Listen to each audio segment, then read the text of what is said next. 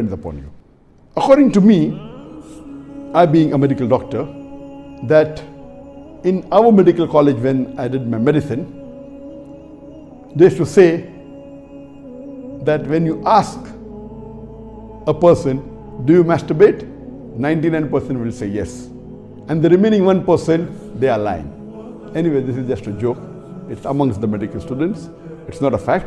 But according to research, today research tells us that amongst the males, 95% masturbate. Amongst the females, approximately 80% masturbate. I'm not saying that it is normal to masturbate, but it is very common. And there is a myth which is there if you go to some of the Islamic sites, and those who believe it's haram, they say that masturbation causes blindness, masturbation, it causes nervous problem. All these things are a myth. In no way does masturbation cause blindness. In no way does it cause a nervous problem. Yes, if you do excessive masturbation, there can be certain problem, that is excessive masturbation.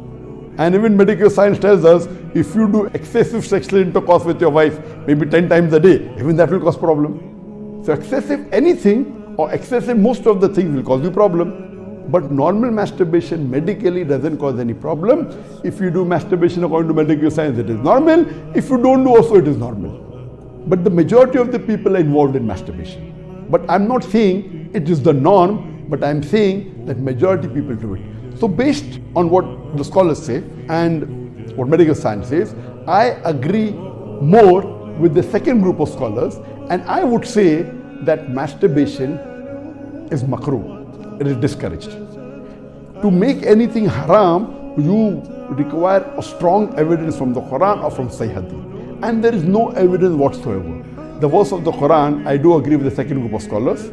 For example, Ahmad ibn Hanbal, may Allah be pleased with him, and the other group of scholars, Ibn Abbas, may Allah be pleased with him. I believe with Ibn Abbas' call that it is not haram. And this verse of Surah Mu'minun, chapter number 23, verse number 5 to 7, does not include masturbation. It's not prohibited. It is restricted to sexual intercourse. And I put it because there's no evidence. It will either come in the mubah. I put in the makruh because I agree with the call of Ibn Hazm that it is not the act of nobility. But because majority of the human beings are involved in it and there is no evidence from the Quran and the Sunnah to prohibit it, I put in the makruh category. Everything the majority do is not correct. For example, today, according to research, 95% of the women in the Western countries, before they pass the university, they are involved in zina. That does not make zina halal, not at all. The Quran is very clear cut in Surah Isra chapter 17 verse number 32 that zina is prohibited, it is haram. Majority doesn't give it a sanction to make it halal, but if there is no text in the Quran or Sahih Hadith prohibiting it, it becomes mubah. I put it into the makruh category for various reasons. What are the reasons? It's not the act of the noble people.